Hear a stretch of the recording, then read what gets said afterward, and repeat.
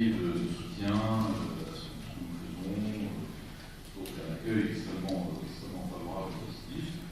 Quant au sujet plus particulier que j'ai évoqué tout à l'heure, pour ce qui concerne le cas sous-marin, j'en ai parlé au propos du ministre des Postes et Télécoms, qui m'ont assuré que Cameroun voulait faire partie de ce projet et que donc il y a une phase de négociation en cours, mais que celle-ci devrait aboutir le plus vite possible. En tout cas, il est tout à fait rassuré sur le fait qu'il y a une volonté politique forte de faire en sorte que le Cameroun puisse se brancher sur ces infrastructures.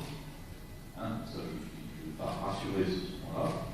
Bon, après, il faut trouver, bien sûr, dans le détail les conditions de cette association, je suis sûr qu'on va y arriver. La volonté existe, doute. Sur la 3G, de la même façon,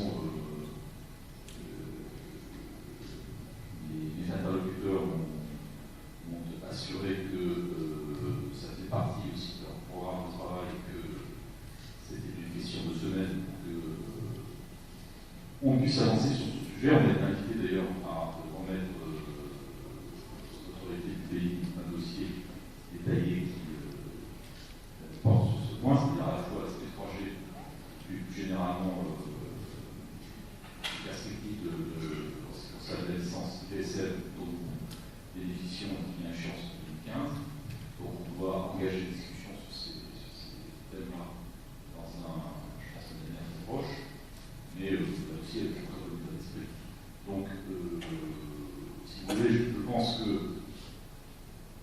la façon dont on s'est engagé quand même au Cameroun depuis 10 ans, puisqu'on a fêté nos 10 ans hier, le fait qu'on est présent aussi, pas seulement dans les télécoms, mais dans d'autres sujets, j'ai évoqué le partenariat qu'on fait avec l'école polytechnique, on peut parler des actions de la fondation aussi de Cameroun.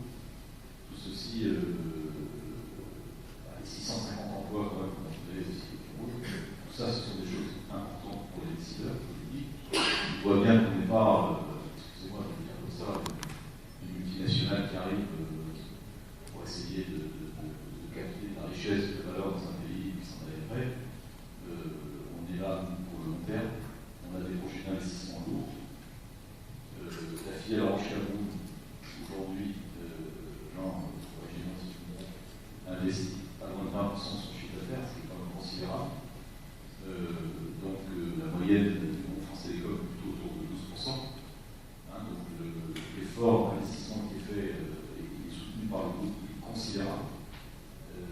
Donc tout ceci, ce sont des manifestations tangibles du fait qu'on est engagé dans le développement long terme de ce pays pour y apporter de nouvelles technologies aussi. Et ça,